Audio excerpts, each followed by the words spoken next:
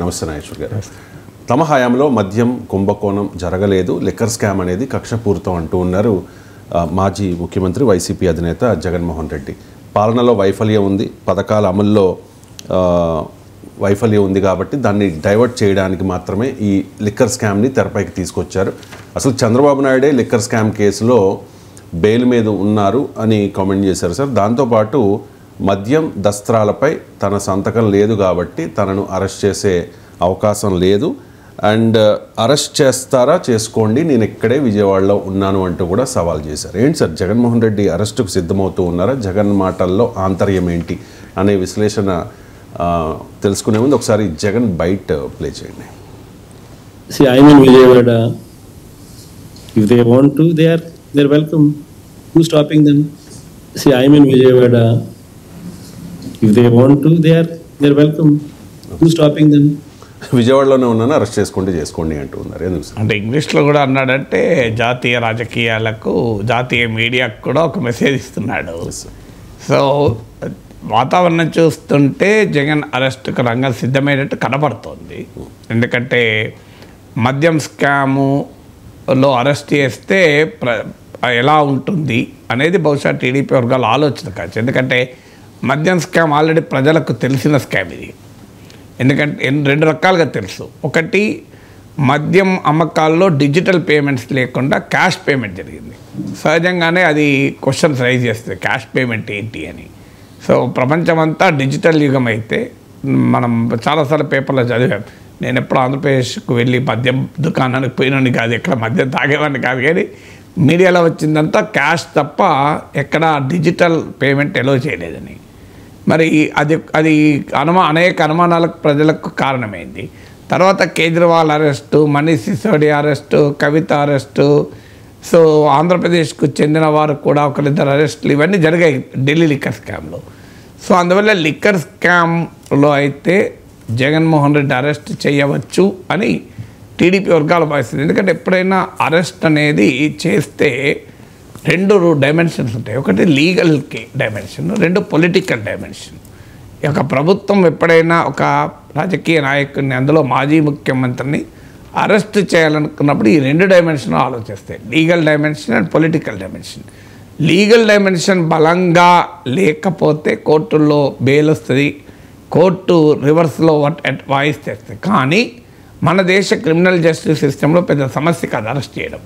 Legal సిస్టంలో ఉన్న loop హోల్స్ను ఉపయోగించుకొని అరెస్ట్లు చేయొచ్చు. అందువల్ల arrest is not a difficult thing. కానీ అందువల్ల లీగల్ డైమెన్షన్ కన్నా పొలిటికల్ డైమెన్షన్ ఎక్కువగా ఆలోచిస్తారు రాజకీయ నాయకులు.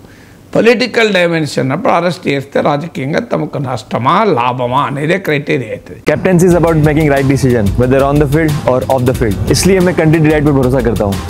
They deliver 100% pure buffalo milk to my doorstep by 7 AM. Don't just enjoy our matches. Enjoy village fresh buffalo milk too. Download the Country Delight app. బ్లేటెంట్గా లీగల్గా ఉంటే వేరు విషయం, కానీ లేకపోతే పొలిటికల్ డైమెన్షన్ ఆలోచిస్తారు. పొలిటికల్ డైమెన్షన్ ఏంటంటే జగన్ అరెస్ట్ చేస్తే ప్రజల్లో ఆయనకు సానుభూతి వస్తుందా లేదా, ప్రజలు జెన్యూన్ రీజన్తోనే అరెస్ట్ చేశారని కన్విన్స్ అవుతారా, లేదా వ్యక్తిగత కక్షతోనే అరెస్ట్ చేస్తారని భావిస్తారా? జగన్ను అరెస్ట్ చేయక తప్పనిసరి పరిస్థితి, ఆయన తప్పు చేశాడు అని ప్రజలు భావిస్తే, అరెస్ట్ చేయడం కన్విన్స్ అయితే ప్రజలు డెఫినెట్గా తెలుగుదేశానికి, ప్రభుత్వానికి, కూటమికి ఏమీ కాదు. లేదు వ్యక్తిగత కక్షతోనే అరెస్ట్ చేశారు అని భావిస్తే సింపతి వస్తుంది. అది మనకు చంద్రబాబు నాయుడు అరెస్ట్ అనుభవం ఉంది. చంద్రబాబు నాయుడు మద్యం స్కామ్లో కాదు, నాకు తెలిసినంతవరకు స్కిల్ డెవలప్మెంట్ స్కామ్లో బెయిల్, మరి పొరపాటున ఉన్నాడో తెలియదు. సో మరి నాకు గుర్తున్నంతవరకు అయితే మద్యం స్కామ్లో కేసు బెయిల్ అనేది ఉన్నదా మరి వెరిఫై చేయాలి. సో బట్ ఏదైనా చంద్రబాబు నాయుడు అరెస్ట్ అప్పుడు కూడా అదే జరిగింది. అందువల్ల ఇక ఈ కేసులో ఏమవుతుంది, జగన్మోహన్ రెడ్డి మద్యం కుంభకోణంలో అరెస్ట్ అయ్యాడు అనుకోండి, ఏమవుతుంది, కొంత రోజులు జైలుకి వెళ్ళడము రావడము తప్ప అల్టిమేట్గా ఏమవుతుంది? కేజ్రీవాల్ అనుభవం చూసాం, మనీష్ సిసోడియా అనుభవం చూసాం, కవిత అనుభవం చూసాం, లిక్కర్ స్కామ్లోనే అసలు జగన్మోహన్ రెడ్డి అనుభవం చూసాం. 11 ఏళ్ళు ఇది ఏమైంది జగన్మోహన్ రెడ్డి? ఈడీ కేసులు, సిబిఐ కేసులు ఏమైంది? సో ఇప్పుడు ఏ1కి ఏం కాలేదు, ఏ2 అయితే అస్మదీడైపోయాడు. విజయసాయి రెడ్డి ఇప్పుడు జగన్కు వ్యతిరేకంగా కూటమి వైపే ఉన్నాడు, రేపో మాపో బీజేపీలో చేరతాడు, ఇంత కేసు మసి తుడిచేసినాక ఆయన వెళ్ళి బీజేపీలో చేరతాడని కూడా ప్రచారం ఉంది. అందువల్ల ఈ కేసులు ప్రాసెస్ ఇస్ ద పనిష్మెంట్, అంటే ఈ has to go through that process. ఇప్పుడు 16 నెలలు జైలుకు పోయి రావాల్సి వచ్చింది. సో ఆ ప్రాసెసే తప్ప చంద్రబాబు నాయుడు కొన్ని రోజులు పోవాల్సి వచ్చింది. అల్టిమేట్గా ఏమవుతుంది అనేది చాలా రేర్ కేసు. లాలూ ప్రసాద్ యాదవ్, మధు కూడా ఇలా ఒకరిద్దరు కనబడతారు కొన్నేళ్ల పాటు జైల్లో ఉన్నవాళ్ళు. సో అందువల్ల జగన్మోహన్ రెడ్డి అరెస్టుకు సిద్ధపడుతున్నట్టుగా కనబడుతుంది. నేను ఇదివరకు కూడా చెప్పాను, సాక్షిలో కథనాలు డిబేట్లు చూసినా బహుశా వైఎస్ఆర్ కాంగ్రెస్ పార్టీకి అంచనా ఉన్నట్లుంది. లేదు సమాచారం కూడా ఉండవచ్చు, ఎందుకంటే 5 ఏళ్ళు అధికారంలో ఉన్నారంటే బ్యూరోక్రసీ అదే కదా. ఇప్పుడు ఇవాళ కూటమికి పనిచేస్తున్న అధికార యంత్రాంగమే అంతకుముందు జగన్కి పనిచేశారు. ఎక్కడికెక్కడికి సోర్సెస్ ఉంటాయి పొలిటికల్ పార్టీస్కు. బహుశా ఆ ప్రిపరేషన్ ఏమైనా జరుగుతున్నట్టు సమాచారం ఉండొచ్చు. అందువల్ల జగన్ ఈజ్ మెంటల్లీ ప్రిపేర్డ్. తాను ప్రిపేర్ కావడం కాదు, తన క్యాడర్ను పార్టీని ప్రిపేర్ చేయడము, పొలిటికల్గా ప్రజలు కన్విన్స్ కాకుండా జాగ్రత్త పడడం. అల్టిమేట్గా క్రిటికల్ పాయింట్ ఏంటంటే జగన్ అరెస్టు చట్టబద్ధము, న్యాయబద్ధము, ధర్మబద్ధము అని ప్రజలు అనుకుంటారా, లేదా జగన్ కావాలనే చంద్రబాబు నాయుడు తనను అరెస్ట్ చేసినందుకు కోపంతో జగన్ అరెస్ట్ చేయించారని అనుకుంటారా? ఈ రెండిట్లో ఏది ముఖ్యమని. సో అందువల్ల జగన్మోహన్ రెడ్డి తప్పన కూడా ఏముంటుంది, తన అరెస్టు రాజకీయము, తన అరెస్టు కక్ష సాధింపు, ప్రజలు కన్విన్స్ కాకూడదు తన అరెస్టుకు జెన్యూన్ రీజన్స్ ఉన్నాయన్నది జగన్మోహన్ రెడ్డి ప్రయత్నం. ఆ ప్రయత్నంలో భాగంగానే అంత డీటెయిల్గా ప్రెస్ కాన్ఫరెన్స్ పెట్టి ఇదొక రాజకీయ కక్షగా దాన్ని ప్రజెంట్ చేసేటువంటి ప్రయత్నం. సో అందువల్ల అల్టిమేట్గా అరెస్ట్ అవుతాడా లేదా అని చెప్పలేం. కానీ రాజకీయ వాతావరణం చూస్తే, అంటే అది కేస్ ప్రోగ్రెస్, లిక్కర్ స్కామ్ వ్యవహార సరళి జరుగుతున్న ప్రక్రియ చూస్తే అనుమానం బలపడుతోంది. తర్వాత పొలిటికల్గా చూసినా ఒక 5 ఏళ్ల పీరియడ్లో ప్రభుత్వం పట్ల తీవ్ర వ్యతిరేకత పెరిగిన సమయంలో అరెస్ట్ చేస్తే అధికార పార్టీకి నష్టమవుతుంది. జరిగింది జగన్కి అదే. చంద్రబాబు నాయుడు అరెస్టు తదనంతర పరిణామాలు చూసాం మనం. So it was a costly mistake of Jaganmohan Reddy Chandrababu Naidu arrest చేయడం. చంద్రబాబు నాయుడు అరెస్ట్ చేయడం వల్ల టీడీపీ జనసేనల కలయికను క్యాటలైజ్ చేసింది, అంటే వేగరపరిచింది. టీడీపీ జనసేన క్యాడర్ల మధ్య చాలా పెద్ద అనుబంధాన్ని పెంచింది. 2 బలమైన సామాజిక వర్గాల మధ్య సమన్వయాన్ని పెంచింది. సో మిడిల్ క్లాసెస్లో స్వింగ్ అయ్యే సెక్షన్స్లో కూడా చంద్రబాబు నాయుడు పట్ల సానుభూతిని పెంచింది. It was a costly mistake of Jagan. ఎందుకు, అప్పటికే ప్రభుత్వ వ్యతిరేకత పెరిగి ఉన్న సమయంలో అరెస్ట్ చేయడం వల్ల నష్టపోయారు. బహుశా టీడీపీ కూడా ఈ అనుభవం నుంచి నేర్చుకొని ఇప్పుడు కనుక చేయకపోతే ఎప్పుడు చేయలేము. ఎందుకంటే రోజులు సహజంగా ఇయర్ పెరుగుతున్న కొద్దీ ఎంతో కొంత అసంతృప్తి పెరుగుతుంది తప్ప తగ్గదు. అదొక రాజకీయ ప్రభంజనంగా మారుతుందా లేదా ఇప్పుడే చెప్పలేం. కానీ యాజ్ ఆఫ్ టుడే అసంతృప్తి ఉంది తప్ప తీవ్ర వ్యతిరేకత లేదు. సో ఆ అసంతృప్తి వేరు, తీవ్ర వ్యతిరేకత వేరు. అందువల్ల వ్యతిరేకత కూటమి ప్రభుత్వానికి రాకముందే అరెస్ట్ చేస్తే మీకు పొలిటికల్ డ్యామేజ్ ఉండకపోవచ్చు. అది కూడా ఒక కారణం, ఎందుకంటే ఎలక్షన్స్ కూడా దగ్గరలో లేవు, టైం పడుతుంది కనుక. ఒకవేళ సింపతి వచ్చినా ఆ సింపతి ఆవిరైపోతుంది, ఆ 4 ఏళ్ల వరకు ఉండకపోవచ్చు అనేది ఒక ఫ్యాక్టర్. తర్వాత తెలుగుదేశం శ్రేణుల నుంచి తీవ్రమైన ఒత్తిడి మీకు ప్రభుత్వంపై కూడా ఉంది. ఎందుకంటే ఆ రకమైన పోలరైజేషన్ ఆంధ్రప్రదేశ్లో ఉండడం వల్ల జగన్మోహన్ రెడ్డి అరెస్ట్ చేయకపోతే ప్రజలు కన్విన్స్ అవడేమో తర్వాత సంగతి. పార్టీ శ్రేణులు, టీడీపీ శ్రేణులు కన్విన్స్ కావు. ఆ టీడీపీ శ్రేణులను సంతృప్తిపరచడానికి కూడా చేయవచ్చు అని. సో అందువల్ల పొలిటికల్ ఇండికేషన్స్ చూస్తే బహుశా అరెస్ట్ జరగవచ్చు అని. జరుగుతుందా లేదా ఎవరమో ఖచ్చితంగా చెప్పలేము, జరగవచ్చు అని. జరిగితే దానికి ప్రిపేర్ కావడం జగన్మోహన్ రెడ్డి లక్ష్యంగా కనబడుతోంది. లేదా గతంలోనన్నా తాను అరెస్ట్ అయితే పార్టీ వ్యవహారాల్ని ప్రజల్లో నడపడానికి తల్లి చెల్లి ఉన్నారు. ఇప్పుడు తాను తన సతీమణి తప్ప పార్టీకి మరొకరు లేరు. అందువల్ల ఇప్పుడు ఇట్స్ ఎ బిగ్ ఛాలెంజ్ ఇప్పుడు అరెస్ట్ అయితే. సో ఆ ఛాలెంజ్ను జగన్కు ఫేస్ చేయాలనేది కూటమి ఆశించవచ్చు కదా. ఎందుకంటే వీకెస్ట్ మూమెంట్లో అరెస్ట్ చేస్తే తట్టుకోలేడు అని. జగన్ ఏంటి, పార్టీని, తన క్యాడర్ను నిలబెట్టడము, తనకు మద్దతు ఇచ్చిన ప్రజానీకంలో కన్సాలిడేట్ కావడము, ఇతర సెక్షన్స్లో సింపతి సంపాదించడం ఆయన ప్రయత్నం. సో అందువల్ల వాతావరణం చూస్తుంటే అరెస్ట్ కావచ్చు అనిపిస్తుంది. అదే జగన్మోహన్ రెడ్డి మాటల్లో మనకు వ్యక్తమవుతుంది. Right sir. ఎమ్మెల్సీ కవిత తన తండ్రి కేసీఆర్కు రాసినట్టు చెబుతోన్న ఒక లెటర్ బయటకు వచ్చింది సార్. దానిలో మై డియర్ డాడీ అంటూ చాలా అంశాలను ప్రస్తావించారు. దానిలో పాజిటివ్ అంశాలు ఉన్నాయి, నెగిటివ్ అంశాలు ఉన్నాయి. ముఖ్యంగా డాడీ భాజపాను మరింతగా టార్గెట్ చేయాల్సిందేమో అంటూ కవిత చెప్పింది మాత్రం హైలైట్ అవుతోంది సార్. కవిత లేఖ మీద మీ కామెంటేట్స్. లేఖ మీరు అన్నట్టు అది రాశారో రాయలేదో కన్ఫర్మేషన్ లేదు. బీఆర్ఎస్ అనేది అది కాంగ్రెస్ సృష్టించిన లేఖ అని, కాంగ్రెస్ అనేది మాకే సంబంధం, మేము ఎందుకు సృష్టిస్తాం, అది మీ కుటుంబ పంచాయతీ అని కాంగ్రెస్ అంటోంది.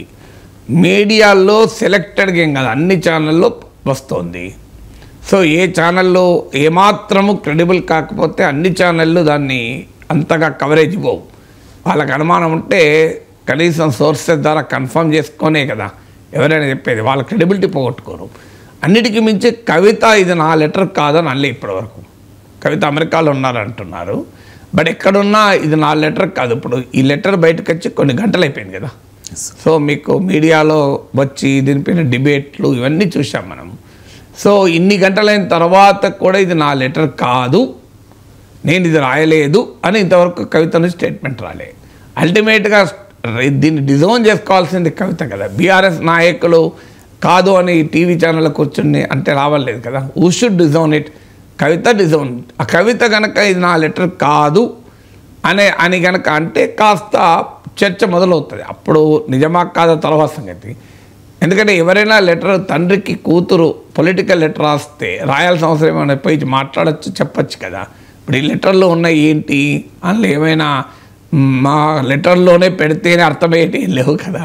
అందులో కాంప్లెక్స్ అంశాలు ఏమున్నాయి, అది నేరుగా వెళ్ళి తండ్రితో మాట్లాడచ్చు. తండ్రికి కూతురు చెప్పడానికి లెటర్ అవసరం లేదు. అనేకసార్లు కలుస్తారు కదా. వేరే నాయకులు అంటే పోనీ కేసీఆర్ టైం ఇస్తలేడు, నేను లెటర్ రాసినట్టు అర్థం ఉంది. పార్టీలో ప్రోటోకాల్ కొరకు రికార్డు కొరకు లెటర్ రాసిన అర్థం ఉంది. కూతురు తండ్రికి చెప్పడానికి లెటర్లు అవసరం లేదు. సో లెటర్ రాశారంటేనే అది డెఫినెట్గా she want to make a political statement, అప్పుడు మాత్రమే లెటర్ రాస్తారు. సో ఆ పొలిటికల్ స్టేట్మెంట్ ఇవ్వదలుచుకున్నప్పుడు ఖచ్చితంగా దాని లీక్ కూడా అవుతుంది. లీక్ కాకపోతే లెటర్ రాయడం వల్ల ఉపయోగం ఏంటి? సో అందువల్ల ఈ కాంటెక్స్ట్ చూస్తే ఈ లెటర్ నిజమే అనే అభిప్రాయం రాజకీయ వర్గాల్లో కలవటానికి ఉన్నది. నాకున్న సమాచారం ప్రకారం లెటర్ రాసిన మాట అయితే నిజం, కేసీఆర్ డిస్టర్బ్ అయ్యాడన్న మాట కూడా నిజం. ఇక ఇదే లెటర్ ఇంకో లెటర్ ఏమైనా ఉందో నాకు తెలియదు. సో అందువల్ల ఇదే లెటర్ అయ్యి ఉంటే ఆమె కొన్ని అంశాలు రైజ్ చేసిన అంశాలు ఏమీ మనకు తెలియవని అనూహ్యమైనవి ఏమీ లేవు అందులో. The very fact of writing letter అనేదే పొలిటికల్ స్టామ్ తప్ప లెటర్లో కంటెంట్స్ ఏమి పెద్ద సంచలనం ఏమున్నాయి. ఇప్పుడు బీజేపీ పైన 2 నిమిషాలు మాట్లాడాడు, బీజేపీని ఇంకెక్కువ టార్గెట్ చేయాల్సి ఉండే. ఇది ఏమున్నది, కామన్ పొలిటికల్ ఒపీనియన్ కదా. మీరు కేసీఆర్ బహిరంగ సభ పైన నేను మాట్లాడిన విశ్లేషణలో కూడా ఇదే పాయింట్ చెప్పాను. కేవలం 2 నిమిషాలు బీజేపీ పైన మాట్లాడారు. ఇప్పటికే బీజేపీ బీఆర్ఎస్ పొత్తు పెట్టుకుంటుంది అనే ఊహాగానాలు ఉన్నాయి. భవిష్యత్తులోనైనా దానికి ఇది బలం చేకూర్చింది. ఎమ్మెల్సీ ఎన్నికల్లో కూడా బీఆర్ఎస్ పోటీ చేయకుండా బీజేపీ గెలుపుకు సహకరించింది అన్న విమర్శలు ఉన్నాయి. సో అందువల్ల ఇప్పుడు బీజేపీ పైన 2 నిమిషాలే మాట్లాడడం ద్వారా కేసీఆర్ ఒక రాంగ్ సిగ్నల్ రాంగ్ అనుకుంటే రాంగ్, రైట్ అంటే రైట్ పంపించారు. So is ready for business with BJP అని. అది అలా అనుకుంటే అది ఉద్దేశం అయితే రైట్ సిగ్నల్ ఆయన దృష్టిలో. రాంగ్ సిగ్నల్ ఏంది, పొలిటికల్గా బీజేపీ బీఆర్ఎస్ కలుస్తున్నాయి అన్న మాటే మీకు 2023 ఎలక్షన్స్లో బీజేపీని దెబ్బతీసింది, బీఆర్ఎస్ దెబ్బతీసింది. సో అందువల్ల ఈ పాయింట్ అందరము విశ్లేషించారు. కవిత కొత్తగా లేఖలో చెప్పి సంచలనం సృష్టించింది ఏమీ లేదు. That's a political opinion. బీఆర్ఎస్లో చాలామందికి ఆ ఒపీనియన్ ఉన్నది. బీజేపీని టార్గెట్ చేయకపోవడం వల్ల లాభం అనుకునే వాళ్ళు ఉన్నారు, నష్టం అనుకునే వాళ్ళు ఉన్నారు. కవిత అదే చెప్పింది. ఇక మిగతా అన్నీ ఏంటి, మీరు వరంగల్ సభ పైన పాజిటివ్ అండ్ నెగిటివ్. సో ఆ సభలో అందులో కొత్తగా సంచలనం కలిగించే అంశం ఏమీ లేదు.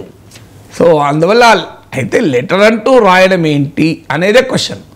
లెటర్ ఎందుకు రాసింది, ఒక why is she making a political statement అన్న తప్ప లెటర్లో ఉన్న అంశాల్లో కొత్తగా మీరు సెలెక్టివ్గా కలుస్తున్నారు, అందరు కలుస్తలేరు.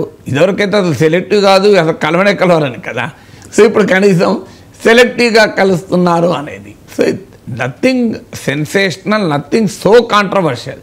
సో ఇది పెద్ద ఎత్తున ఏదో కాంట్రవర్సీ అయి ఉంది. ఒక రకంగా కవిత తాను అసంతృప్తిగా ఉన్నారు, తనకు ప్రాధాన్యత లేదు, గుర్తింపు లేదని భావిస్తున్నారు, తనకు మరింత ఎక్కువ గుర్తింపును ఆశిస్తున్నారు, ఒక రకంగా కేసీఆర్ పైన ప్రెషర్ బిల్డ్ చేస్తున్నారు అనేది ఈ లెటర్ అంటూ రాయడం అనే ప్రక్రియ తెలియజేస్తుంది.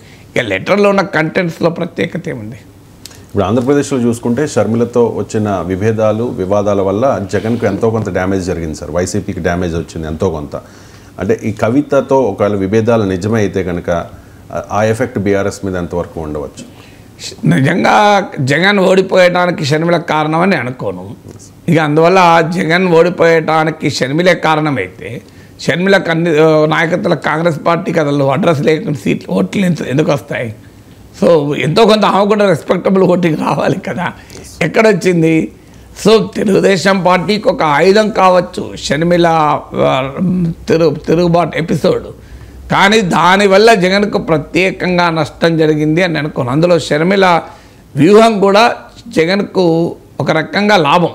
ఎందుకంటే ఆమె ఎప్పుడైనా ఆమె ఎంటైర్ మీ స్టేట్మెంట్ చూడండి, ఇప్పటికీ జగన్ను విమర్శించడం తప్ప కూటమిని విమర్శించడమో కూటమికి వ్యతిరేకంగా ఫైట్ చేయడం ఎక్కడా లేదు. కాంగ్రెస్ పార్టీ నాయకురాలు ఎన్డీఏకు వ్యతిరేకంగా మాట్లాడడం ఉండకపోతే జనం ఏమనుకుంటారు? సో జనం దాన్ని సీరియస్గా తీసుకుంటారా? మీకు అందుకే చాలామంది అంచనాలు వేశారు షర్మిలకు చాలా ఓట్లు వస్తాయి, ఆమె ఆంధ్రప్రదేశ్ కాంగ్రెస్ కమిటీ అధ్యక్షురాలు అవడంతోనే రాజశేఖర రెడ్డి అభిమానులకు షిఫ్ట్ వస్తుంది అన్నారు. రాదు అని నేను ఆ రోజు కూడా చెప్పాను. ఎందుకు? రాజశేఖర రెడ్డి అభిమానులు చంద్రబాబు నాయుడుకు ఉపయోగపడే పని చేయరు కదా అని ఆ రోజు కూడా చెప్పాడు. ఇప్పుడు కూడా జరుగుతున్నది ఈ పోలరైజేషన్లో ఆమె క్లియర్గా జగన్ వ్యతిరేక శిబిరంలో ఉన్నారు. జగన్ వ్యతిరేక శిబిరంలో కొత్తగా షర్మిల ఉండడం ఏంటి? టీడీపీ జనసేన ఉండగా. అందువల్ల ఆమె పొలిటికల్ ప్రభావాన్ని చూపలేకపోవడానికి కారణం ఆమె అనుసరిస్తున్న వ్యూహం. ఇప్పుడు కూటమి ప్రభుత్వ విధానాలపైన పోరాడకుండా ప్రతిపక్ష పార్టీ ఎట్లా పెరుగుతుంది? అందులో బీజేపీ ఉన్న కూటమికి వ్యతిరేకంగా కాంగ్రెస్ నాయకురాలు పోరాడకుండా పొద్దున్న లేస్తే జగన్ అటాక్ చేస్తే ప్రజలంతా అమాయకులు, అర్థం కదా ప్రజలకు. అందువల్ల ఆ సిచ్యువేషన్ ఎక్కడా మీకు కనిపించడం లేదు. అందువల్ల షర్మిల వల్ల జగన్ ఓడిపోయాడు.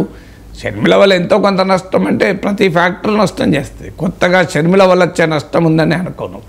ఇక్కడ కూడా కవిత ఎప్పుడు పార్టీ బయటికి వస్తే కదా నష్టం అనేది. పార్టీ పెట్టిన ఇప్పుడున్న రాజకీయ పరిస్థితుల్లో అయితే కవిత ఏదో ప్రభంజనం సృష్టించి కేటీఆర్కు భారీగా నష్టం కలిగించేటువంటి వాతావరణం ఉందని అనుకోను సార్. ఇదేదో ఫ్యామిలీలో వచ్చిన విభేదం మాత్రమే కాదు, తెలంగాణను 10 ఏళ్ళు పాలించిన పార్టీలో వచ్చిన విభేదం. సో కాంగ్రెస్ పార్టీ చాలామంది డిమాండ్ చేస్తూ ఉన్నారు సార్. ఆది శ్రీనివాస్ కూడా అదే డిమాండ్ చేశారు. కవిత లేకపోై బీఆర్ఎస్ నాయకత్వం సమాధానం చెప్పాలి అని చెప్పాల్సిన అవసరం ఉందంటారు. సమాధానం ఇప్పుడు బీఆర్ఎస్ నాయకులు చెప్పడం లేదా? టీవీ ఛానల్లో కూర్చొని ఫేక్ అనే చెప్తూ ఉన్నారు తప్ప ఫేక్ అని అది నిజమైన ఫేక్ అని చెప్పకపోతే నిజమని ఎట్లా చెప్తారు? సో నిజమని ఎవరైనా అవును నిజమే అని చెప్తారా? నిజమైనా కూడా చెప్తారు. ఏముంది అందులో? సమాధానం చెప్పడానికి ఏముంది? పొలిటికల్ అంశాలు ఒకసారి తనకు వ్యతిరేకంగా కవితనే నిజంగానే కేసీఆర్కి వ్యతిరేకంగా మాట్లాడడం మొదలైతే ఏముంటుంది?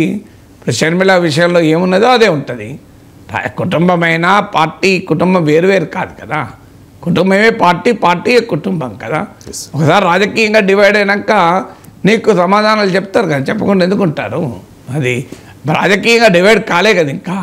ఇప్పుడు ఏదన్నా ఉంటే ఇంటర్నల్ అసంతృప్తి, అది ఎక్స్టర్నల్గా వచ్చిన రోజు ఖచ్చితంగా సమాధానం చెప్పుకుంటారు. సమాధానం చెప్పకుండా ఎందుకుంటారు? సో మీకు పొలిటికల్ ఫ్యామిలీస్ ఏదైనా మీరు గమనించండి. సో ఒక్కసారి రాజకీయంగా డివైడ్ అయితే అటాకే చేసుకుంటారు. అటాక్ చేసుకోకుండా ఎందుకుంటారు? రాజకీయమే కదా, కుటుంబమే కదా. అండ్ కేసీఆర్ చాలా అగ్రెసివ్గా కామెంట్ చేసేవారు కదా సార్, విమర్శలు చేసేవారు భారతీయ జనతా పార్టీ మీద, మోదీ మీద. కానీ ఆ తర్వాత కవిత అంటూ ఉన్నట్టుగా, అంటే కవిత రాసిన లెటర్లో అంశాన్ని ఎక్కువగా ప్రస్తావించారు కాబట్టి భారతీయ జనతా పార్టీని మీరు టార్గెట్ చేయాల్సింది, వేరే సంకేతం వెళ్తుంది అని చెప్పేసి. కేసీఆర్లో మార్పు వచ్చిన విషయం నిజమే కదా సార్? గతంలో మోదీని చాలా అగ్రెసివ్గా కామెంట్ ఈవెన్ రాజకీయ నాయకులు అవసరాల బట్టి మాట్లాడుతుంటారు. గతంలో మోడీ పైన చంద్రబాబు మాట్లాడలేదా? మరి ఇప్పుడు పొగుడుతలేడా? రాజకీయాల్లో ఏముంటుంది మిత్రమా, వాళ్ళ గతంలో వాళ్ళ రాజకీయ వైఖరులు ఎప్పటికప్పుడు మార్చుకుంటూ ఉంటారు. విశ్లేషకులుగా మనం స్టాండర్డ్ ఉంటాం, కానీ రాజకీయ నాయకులు స్టాండర్డ్ ఎందుకు ఉంటారు? నిన్న తిడతారు, వాళ్ళకి వెళ్తారే మళ్ళీ తిడతారు. ఏముంది అందులో? ఇప్పుడు కేసీఆర్ దుబ్బాక్ ఎలక్షన్ల వరకు మోడీ పట్ల చాలా గౌరవంగానే మాట్లాడాడు కదా. దుబ్బాక్ ఎలక్షన్ అయిన తర్వాత బీజేపీని అటాక్ చేయడం మొదలుపెట్టారు. తర్వాత మళ్ళీ ఇప్పుడు బీజేపీని అటాక్ చేసి, ఇప్పుడు కాంగ్రెస్ పార్టీ ఇప్పుడు అధికారంలో ఉంది, ఇప్పుడు బీజేపీ కాదు కదా అధికారంలో ఉంది.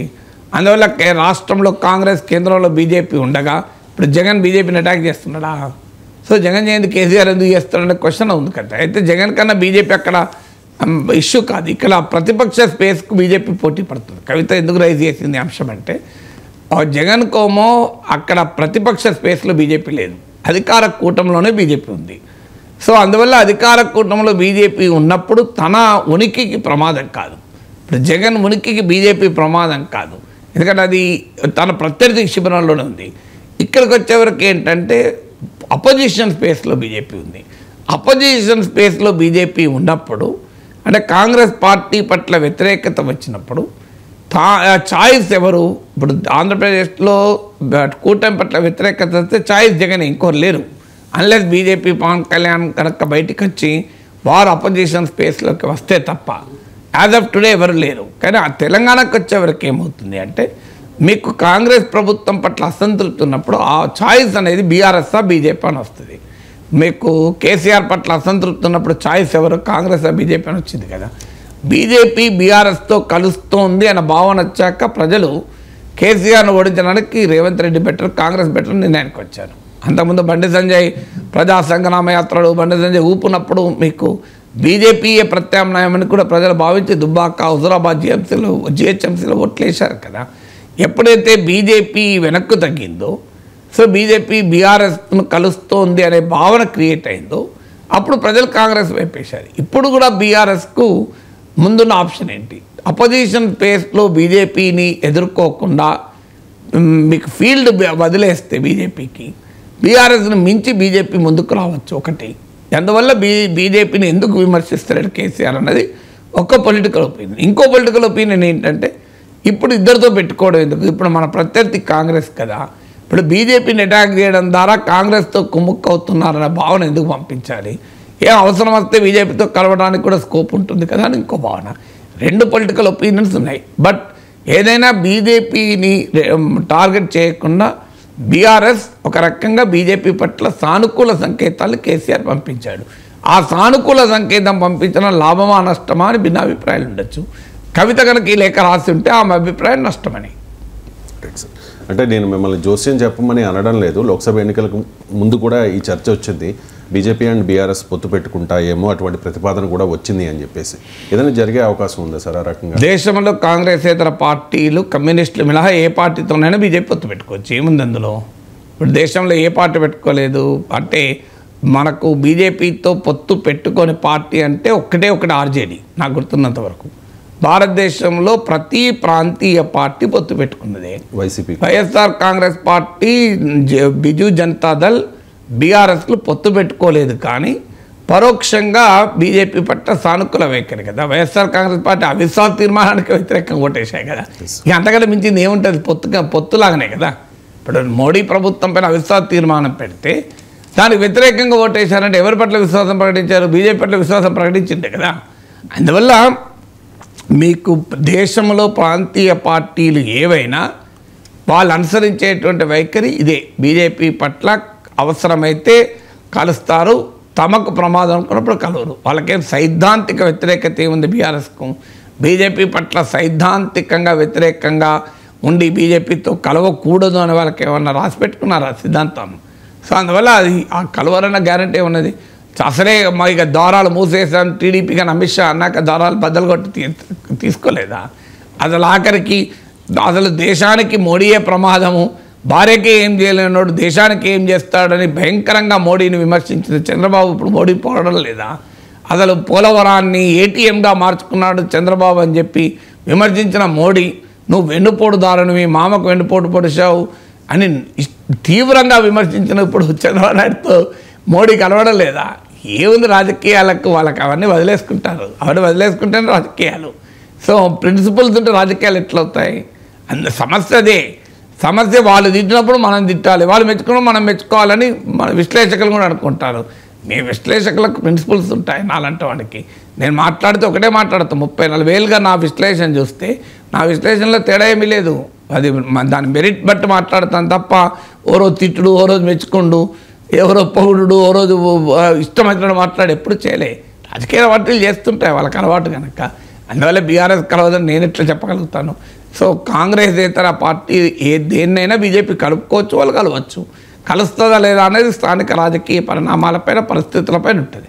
భారత్ పాకిస్తాన్ల మధ్య ఉద్రిక్తతలు కంటిన్యూ అవుతున్న వేళ పాకిస్తాన్ శాంతి చర్చలకు ప్రతిపాదించింది. ప్రొఫెసర్ గారు, గతంలో మార్క్ రూబియో కూడా ప్రపోజ్ చేశాడు కదా, సౌదీ లాంటి తటస్థ వేదికల మీద చర్చిద్దాము అని చెప్పి ఆ ప్రపోజల్ కూడా తీసుకొచ్చారు.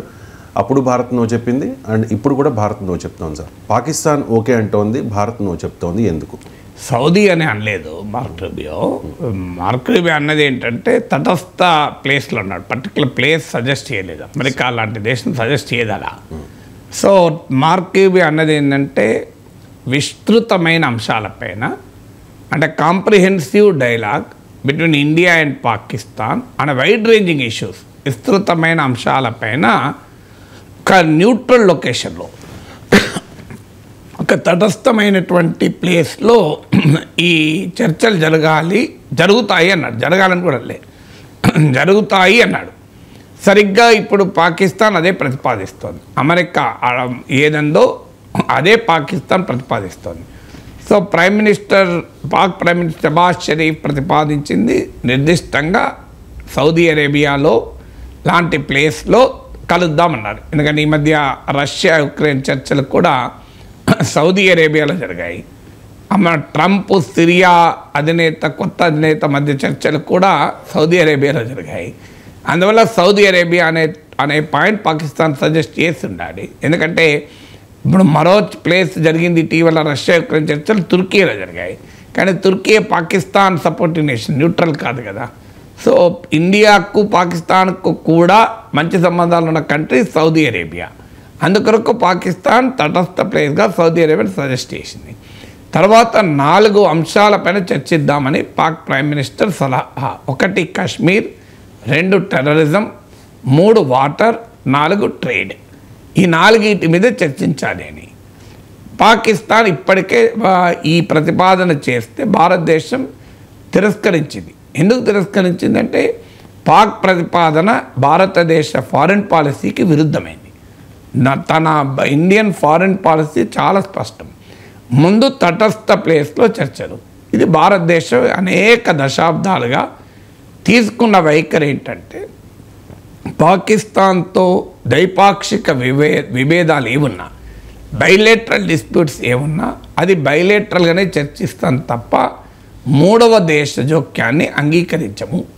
ఇది time tested stand of India. Pakistan కూడా తెలుసు. గతంలో జరిగిన చర్చలన్నీ మీరు తీయండి. ఆగ్రా, లాహోర్, సిమ్లా నుంచి మొదలుకొని ఆగ్రా, లాహోర్, సిమ్లా, ఢిల్లీ, ఇస్లామాబాద్, మొహాలి, అసలు ఎప్పుడు కూడా 3rd ప్లేస్లో జరిగిన సందర్భం ఈ మధ్య లేదు ఎప్పుడు. సో భారతదేశం మొదటి నుంచి ఇదే స్టాండ్ తీసుకుంది.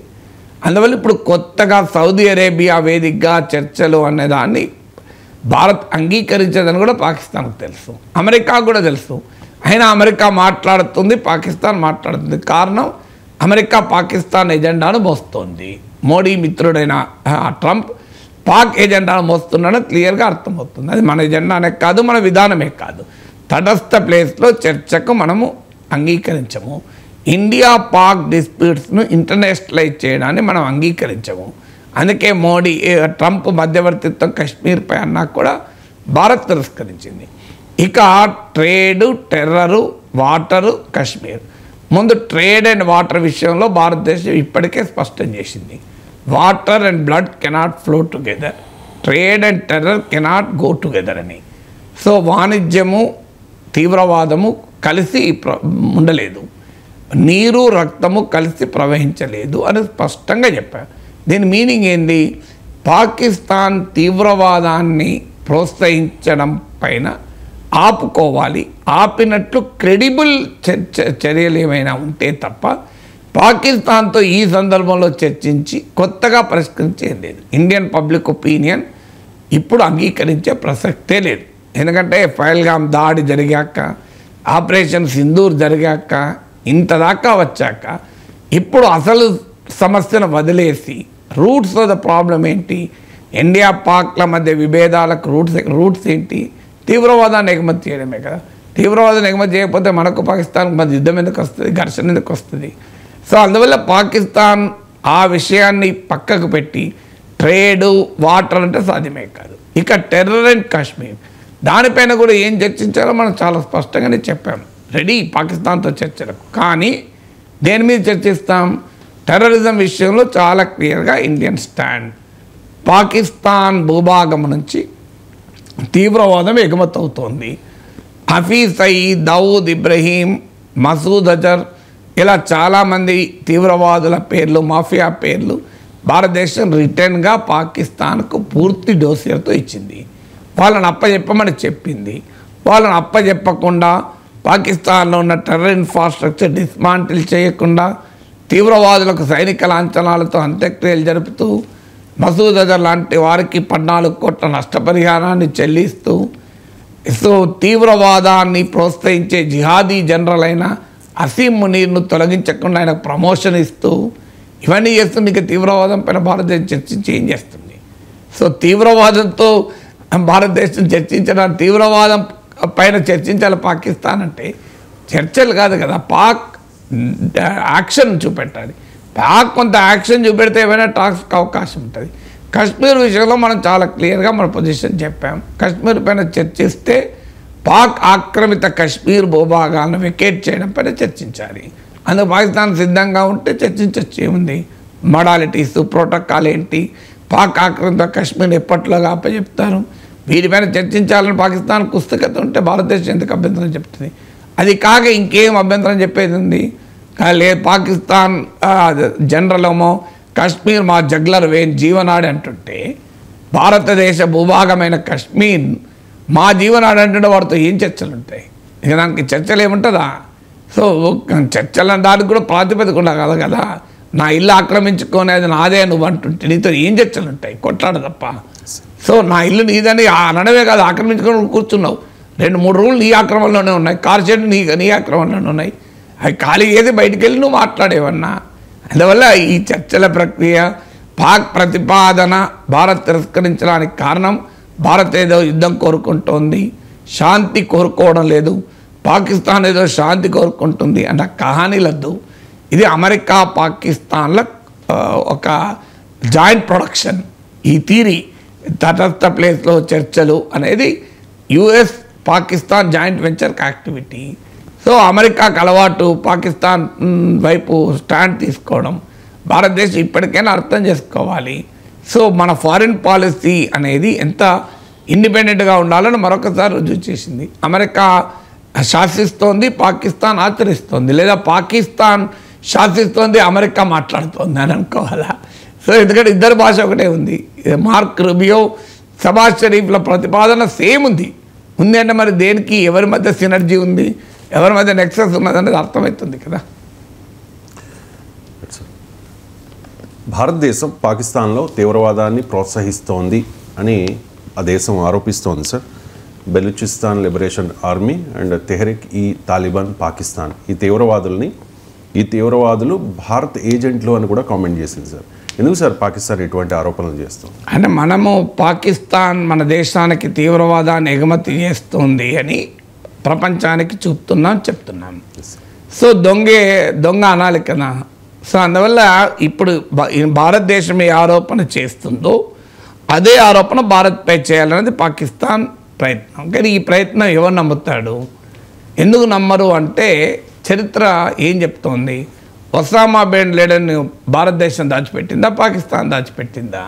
పాకిస్తాన్ మిలిటరీ అకాడమీ పక్కన 5 ఏళ్ల పాటు ఒసామా బిన్ లాడెన్ దాచిపెట్టిన దేశం ఇంకో దేశం పైన ఆరోపణ చేస్తే క్రెడిబిలిటీ ఏముంటుంది? సో మీకు ఒసామా బిన్ లాడెనే కాదు, పాకిస్తాన్ భూభాగం నుంచి లష్కర్-ఈ తోయిబా లాంటి సంస్థలు పనిచేస్తున్నాయని యునైటెడ్ నేషన్స్ వాటిని నిషేధిస్తే భారతదేశంలో ఏ సంస్థను యునైటెడ్ నేషన్ తీవ్రవాద సంస్థగా చెప్పింది? భారతదేశంలో ఏ టెర్రరిస్ట్ బేస్ ఉంది పాకిస్తాన్ చూపెట్టాలి కదా. ఇప్పుడు మనం 9 టెర్రరిస్ట్ బేస్లో ధ్వంసం చేశాం. ఇంకో మురీద్కే, బహవల్పూర్ అని. ఇండియాలో ఒక్క బెలూచ్ లిబరేషన్ ఆర్మీ బేస్ చూపెట్టండి, టెహ్రీక్-ఈ తాలిబాన్ బేస్ చూపెట్టండి, ఇండియాలో ఎక్కడుందో చూపెడితే దాన్ని మాట్లాడచ్చు కదా. అసలు పాకిస్తానీ నేషనల్ అయిన అజ్మల్ కసబ్ను బహిరంగంగా పట్టుకొని చూపెట్టాం కదా, ఇంకో వీడు పాకిస్తాన్ మనిషి అని. అంతకనే ఏం కావాలి? భారతీయుడు ఎవరు పాకిస్తాన్లో మీకు తీవ్రవాదాన్ని చర్యలు పాల్గొంటూ పాక్ భూభాగాన్ని దొరికాడు నాకు చెప్పండి. సో అందువల్ల మీకు అదంతా ఎందుకు? అసలు బిల్వాల్ భుట్టో అని చెప్పాడు కదా, మా గతమంతా ఇదే రక్తసిక్తమే, మా చేతులు రక్తంతో తడిశాయి, నిజమే, ఇది మా పాస్ట్ అని బిల్వాల్ భుట్టోని అంగీకరించాడు కదా. ప్రజెంట్ అని అంగీకరించకపోయినా కనీసం పాస్ట్ అని అంగీకరించాడు కదా. పాకిస్తాన్ డిఫెన్స్ మినిస్టరే చెప్పాడు కదా, నిజమే, మేము తీవ్రవాదాన్ని డర్టీ వర్క్ చేశాము అమెరికా కొరకు, యూకే కొరకు, వెస్ట్ కొరకు అని. సో ఇదంతా వాళ్ళే ఒప్పుకున్న అంశం, మనం చెప్పేది ఏమున్నది కొత్తగా? పాకిస్తాన్ ఇటీవల director general of public relations of Pakistan air force క్లియర్గా చెప్పాడు కదా, పుల్వామా పాకిస్తాన్ టాక్టికల్ బ్రిలియన్స్కు ఎగ్జాంపుల్ అని చెప్పాడు. సో ఇంత ఓపెన్గా బరి తెగించి పాకిస్తాన్ నాయకులు, మిలిటరీ అండ్ పొలిటికల్ లీడర్స్ మేమే తీవ్రవాద చర్యలు పాల్గొన్నాం, పుల్వామా టాక్టికల్ బ్రిలియన్స్ అని చెప్పుకొని, సో ఆయుధాలు పాకిస్తాన్వి, ఈవెన్ శాటిలైట్ కమ్యూనికేషన్ వారి మధ్య తీవ్రవాదులకు పాకిస్తాన్ మధ్య జరిగిన కమ్యూనికేషన్ ఇంటర్సెప్ట్ చేసి చూపెట్టాం, మనుషుల్ని చూపెట్టాం, పాకిస్తాన్ నాయకులే అంగీకరిస్తున్నారు. అన్నిటికన్నా మించి బిన్ లాడెన్కి ఆశ్రయం ఇచ్చింది ప్రపంచం చూసింది. ఇక ఇంతకన్నా ఇంకేం కావాలి? ఇలాంటి ఎవిడెన్స్ ఏమైనా భారతదేశం పైన ఉందా? ఇప్పుడు పాకిస్తాన్ డిఫెన్స్ మినిస్టర్ అంటున్నాడు, బెలూచి తిరుగుబాటుదారుల వెనకాల, టెహ్రీక్-ఈ తాలిబాన్ వెనకాల భారతదేశం ఉంది, మా దగ్గర ఎవిడెన్స్ ఉంది, అదంతా ప్రపంచం ముందు పెట్టండి. ఎవరొద్దన్నారు? ఆ ఎవిడెన్స్ ఏంటో చూపెట్టండి. సో ఆ ఎవిడెన్స్ను బట్టి కదా మీరు మాట్లాడేది. సో అందువల్ల వాళ్ళకి డబ్బులు భారతదేశమే ఇస్తుంది అని. అయినా టెహ్రీక్-ఈ తాలిబాన్ ఎక్కడి నుంచి వచ్చింది? అది ఇండియా క్రియేషనా, పాకిస్తాన్ క్రియేషనా? ఒక్కసారి హిస్టరీ చూస్తే అర్థమవుతుంది. మీకు 1970s, మీకు 1980sలో సోవియట్ బలగాలు ఆఫ్ఘనిస్తాన్లో ఉన్న సమయంలో, సోవియట్ అనుకూల ప్రభుత్వం ఆఫ్ఘనిస్తాన్లో ఉన్న సమయంలో అమెరికా వ్యూహాత్మక ప్రయోజనాల కొరకు, సోవియట్ యూనియన్ను ఎదుర్కోవడం కొరకు పాకిస్తాన్ సృష్టించింది ముజాహిదీన్లను, ఇలాంటి తాలిబాన్ లాంటి ముష్కర్లను సృష్టించింది. సృష్టించిన తర్వాత ఆ సోవియట్ సైన్యాలు వెళ్ళిపోయాయి. సోవియట్ పతనం తర్వాత సోవియట్ ఆర్మీ విడ్రా అయింది. సోవియట్ ఆర్మీ విడ్రా అయినా కూడా పాకిస్తాన్ సృష్టించిన తీవ్రవాదులు విడ్రా కాలే, వాళ్ళు అక్కడే ఉన్నారు.